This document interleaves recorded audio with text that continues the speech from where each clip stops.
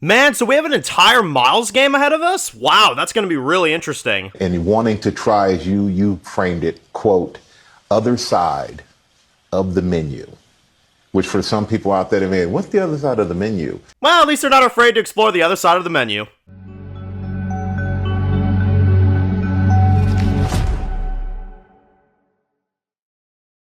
Alright guys, this one's going to be doing a review today, this one's going to be doing a review for today, this one's going to be doing another game review, this is going to be reviewing the next game in the Insomniac Spider-Man games. This one is for Miles Morales from 2020. So, wanted to continue this little mini-series of reviews for the Spider-Man Insomniac games. We obviously are also going to be reviewing the second one coming up, but that'll be at a later time. I do want to kind of almost tease it a little bit though. I did get it physically right here for the PS5, Spider-Man 2, and I just started playing it literally last night and well, a little bit the night before. So I am going through this game right now, very, very excited about it, and probably in a couple weeks, because I'm sure it's going to take me a while, this is a long game, but in a couple weeks, you'll probably see a review now for this one, and then that'll be that, and then we'll be waiting for the next Spider-Man game. So, wanted to get caught up and get all up to date on Spider-Man and all the games, because I mean I've heard so much praise for them over the years, and I wanted to know what all the fuss is all about. And genuinely, I'll say this honestly, I mean I'm already a little bit into the second game. I understand completely why people love these games. These games are incredible. They are absolutely amazing. Some of the best Peter Parker stories I've ever seen. Honestly, they're incredible. But this one is actually kind of a, not necessarily a spinoff, but kind of a one-off, you know what I mean? It almost in a weird way feels like a DLC, which I know a lot of people take jabs at this one because it's so short. I've seen a lot of memes of like people sitting down, you know what I mean? You're saying, all right, it's time to play the game, and then it's over within 2 minutes, you know what I mean? So I know people aren't a fan of the length of the game. Myself, personally, I kind of knew what I was getting into going into this. I knew I was going into a short game, so maybe that's why it didn't affect anything for me.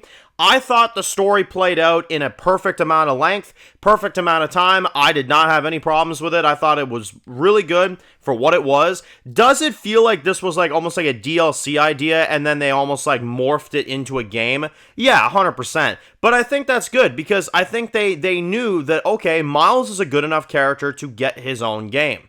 And they did that, and I thought that was absolutely awesome. So I massively defend their decision to make a Miles video game. I think it's worked out in their favor. I think it's a really good idea, and I think they've done a good job with it. Honestly, I think they've done a really good job with it. So, in my opinion, this game is awesome, just like the first one. However, here's some of the differences you'll get playing Miles Morales than you'd get in the original Spider-Man 1. You're in the winter setting, so we've skipped a little bit of time for one thing. You're playing as Miles, so that's obviously a little bit different. The voice acting is different, stuff like that. You do have Yuri Lowenthal for like the first like half hour of the game, roughly. You do have a mission with him, which I thought was kind of interesting. You do have a mission with this guy. You do have, stuff going down. So I thought that was awesome, and you do get Peter at the beginning and at the ending of the game. You do get him, here and there. But for the most part, it's while he goes on a trip with MJ, and you got Miles that has to be like, like the only Superman in the city. Like, he has to be the only one. So the main story of this game is basically a kind of like a friendship story between him and, this woman named Finn. Finn, man, oh my god, she got under my skin, man. This chick was awful. This chick was awful. In a good way. I like the character, but I was like, oh my god, like, she was just crazy, man. I mean, she kind of had like this aura at first, you know what I mean? Like, she had like these neon masks that she wore, and I like her villain appearance, I ain't gonna lie about that. But it's kind of a story of like, who used to be friends turn enemies type of thing, right? And that's kind of the idea, basically, of this story, is that at first, he doesn't know who she is, she doesn't know who he is. They kind of learn about it, they try to work together, but then it's kind of too far gone, and then they kind of realize, like, after everything that's happened, after everything that's gone down, maybe they can't. But obviously, the conflict kind of goes from there. So it's a very interesting story between the two of them, Miles and Finn. And I thought it was a good story. I thought it was really interesting. Would I say it's as compelling as, Peter versus Otto or, anything from the first one? No, probably not. But it was still a really good story. I think the reason why people are so upset about this game, and I've seen a lot of it online, is that people try to compare it to the first game. I just look at this for what it is. It's a fun side story. It's a fun, little side thing. And I think as a side story, I think it works perfectly well, honestly. I think it really does. Now, we get a little bit more on his mother, Rio, I believe is her name. And we do get a few, kind of dialogue scenes with them. I really liked the uncle in this one, Prowler. He was awesome. He was a really, really good character.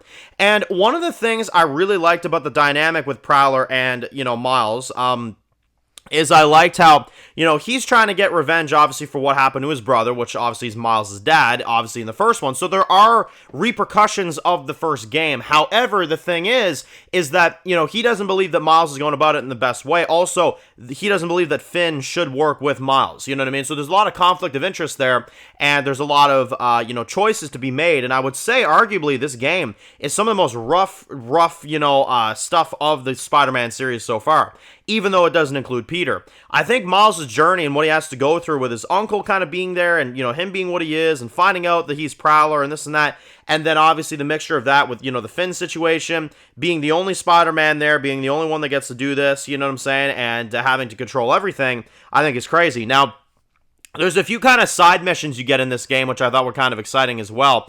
You got like the cat that you rescue for like that one guy. I've heard criticism about this online. I don't get it. I had a lot of fun.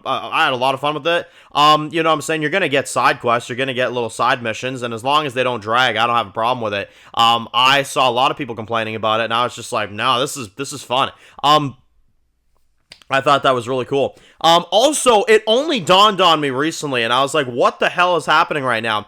It only dawned on me recently that the actor that plays Miles in this game was also Chris Rock's son in Grown Ups. I was like, what the hell? And then I remember I looked at him and I was like, yeah, it is. What the hell? So, if anybody watches Grown Ups, you'll know Chris Rock has a son in that movie. That is the actor that plays Miles in this, which I was like, oh my god, I knew I recognized him from somewhere. So, yeah. Insane.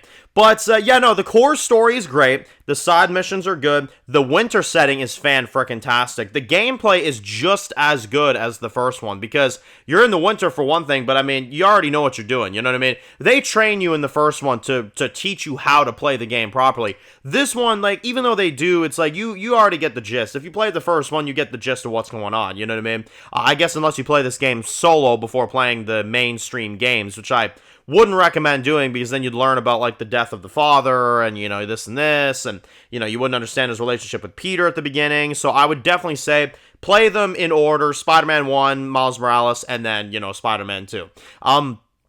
That's definitely what I would recommend doing. But, really, really good story, really good gameplay, really good setting, really good lead for Miles. I thought that was great. And then, let's talk about the ending here, because that is a massive piece of the story. So, Prowler does actually survive. He gets through, which admittedly I did not think he would.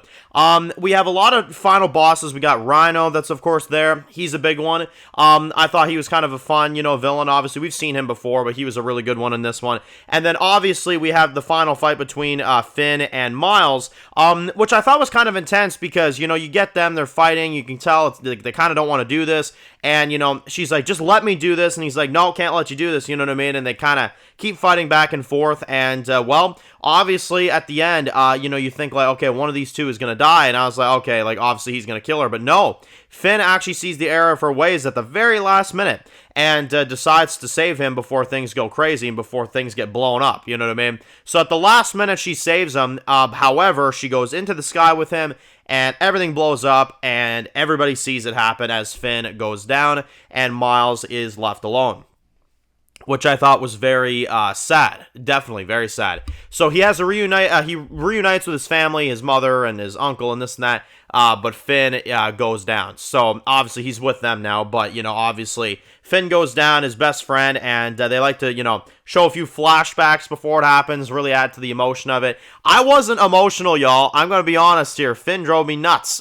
Finn drove me freaking nuts. So honestly, I didn't care. It's not a jab at the story. It's an amazing story, but I remember, for me personally, I was just like, screw you. I did not like this chick at all. She was awful. She kept flip-flopping every 2 minutes. I get what they're doing, though. It's a friendship. It's a long-lasting friendship. You know what I mean?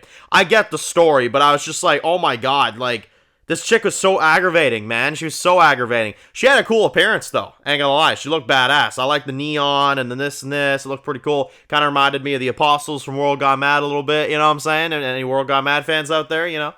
So it was great. Yeah, no, I think overall it did what it needed to do, and it didn't have any issues for me. I didn't think it had any issues, honestly. And when I have no issues with something, I do what, a lot of people don't always like to do, because I know it's kind of a high score. But to be honest, with all the flawlessness and this and that, I'm going to go ahead and say it. I think this game's a 10 out of 10.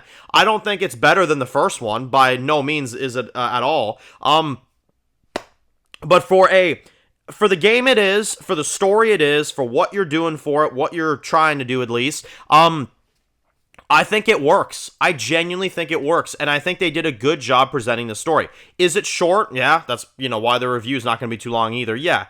But in terms of what you do, and in terms of the winter setting, and in terms of Miles leading his own game, and, Finn, and the story with her, and everything, and the uncle, and this and that, I mean, I really don't know what else you could do to make it better. Honestly, you really, I don't know what you could do. So I really, really like that. And I think Peter being included at the beginning and the end, I think was kind of a nice, touch. And, it sets up for, which, I just started playing Spider-Man 2, where, as you can see, both of them are on the key art. So that's really fun. I've been loving this one so far, too, but obviously I'm not finished yet, I've only gotten, I think, 2 hours in, so that one's going to take me a little bit. I'm going to finish that one up, and, I'm going to finish that up. Next reviews you can expect game-wise from me is going to be Spider-Man 2 and Ghost of Yote. Going to have those ones coming up at y'all very soon. Probably Yote this upcoming week. Spider-Man 2, I would tell y'all right now it's going to be probably a few weeks, because this is a long game from what I've seen, so it's going to take me a little bit, but I'm going to get that one done probably in about November, somewhere in November, and then the Spider-Man Insomniac games will be a wrap. Thank y'all for taking this little mini journey with me as I kind of go through these 3 games. Wanted to definitely get some opinions on them, because I know they've been really famous, and a lot of people wanted me to discuss them, and obviously, we, talk about Marvel, a decent amount on the channel, so I know people are like, Dan, if you like this stuff, you should play this, and I was like, well, we'll see, but I finally did it, and I'm glad I have, because honestly these games are really good. So anyway, let me know your thoughts, post your comments down below, guys, and if you're new to the channel and you enjoy videos like this, make sure to click subscribe button so you don't miss any of the videos. Make sure to follow me on Dan's Reviews Official on Scum, guys, and of course I'll see you guys really soon for more videos very soon. Enjoy the rest of the day, guys, and peace out.